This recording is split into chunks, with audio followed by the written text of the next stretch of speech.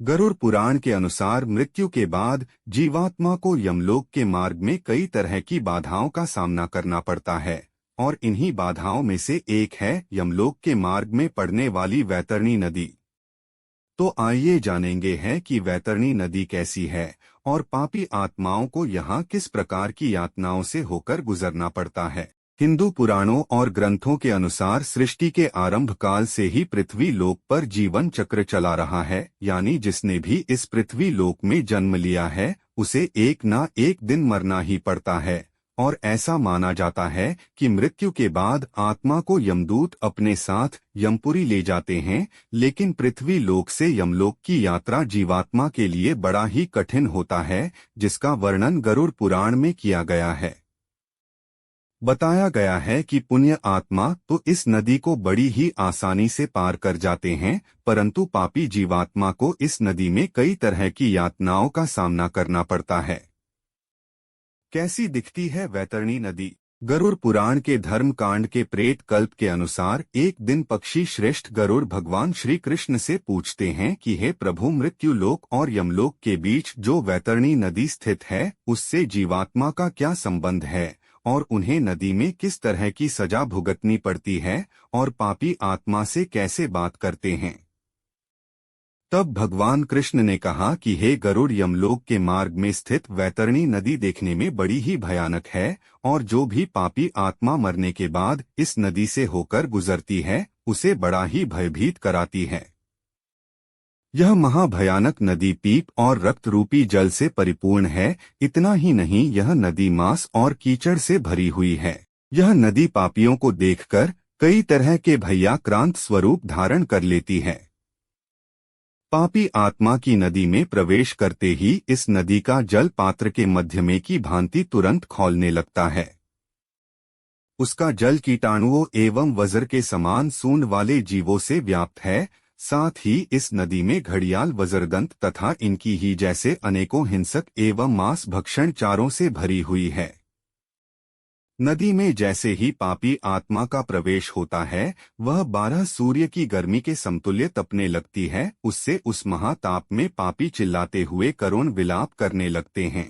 ताप के कारण पापी आत्मा अपनों को पुकारने लगती है और जब कोई उसके पास नहीं आता तो वो उस भयंकर रूप में इधर उधर भागने लगती है और तब उसे ताप बर्दाश्त नहीं होता तो वह आत्मा उस दुर्गंधपूर्ण जल में डुबकी लगाती है और अपनी आत्मग्लानि से व्यथित होती है।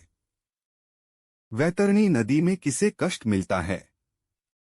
आगे श्री कृष्ण कहते हैं कि हे गरुड़, कुछ जीवात्माएं ऐसी भी होती हैं जिन्हें मृत्यु के पश्चात इसी वैतरणी नदी में रहना पड़ता है, जैसे कि जो अपने जीवन काल में आचार्य, गुरु, माता पिता एवं अन्य वृद्ध जनों की अवमानना करते हैं, उसे इसी महानदी में रहना होता है।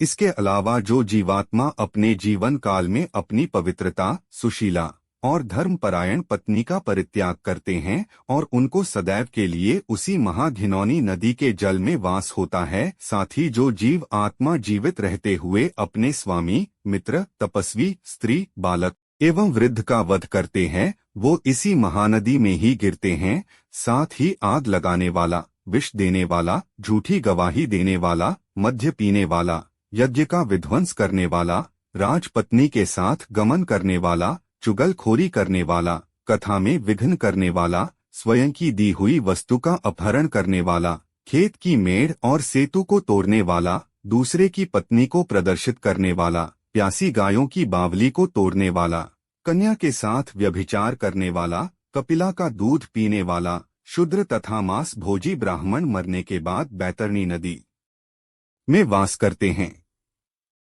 इन सब के अलावा अहंकारी, पापी तथा अपनी झूठी प्रशंसा करने वाला, कृतज्ञ गर्भपात करने वाला वैतरणी में निवास करता है। वैतरणी नदी की यातनाओं से कैसे बचे? इन पापी जीवात्माओं में जिसने मकर और कर्क की संक्रांति, सूर्य चंद्र ग्रहण संक्रांति, अमावस्या अथवा अन्य पुण्य काल के आने पर श्रेष्ठतम दान दिया हो, उसे एक निश्चित समय के पश्चात इस नदी से यमदूतों के द्वारा निकाल लिया जाता है। इसलिए प्राणियों को चाहिए कि वह जीवित रहते दान करें और धर्म का संग्रह करें। इसके अलावा जो जीव आत्मा जीवित रहते हुए गोदान करता है या काले अथवा लाल रंग को 2 काले रंग के वस्त्रों से आच्छादित करके ब्राह्मणों को दान दे देता है, उसे भी इस नदी की यातनाओं से मुक्ति मिल जाती है।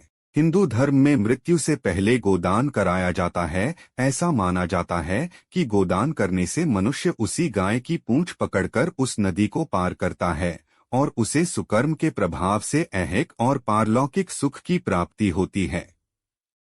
इसीलिए दोस्तों, मनुष्य को चाहिए कि वह अपने जीवन काल में अधिक से अधिक धर्म का संग्रह करें, जिससे कि उसे मृत्यु के बाद किसी तरह का कष्ट न झेलना पड़े।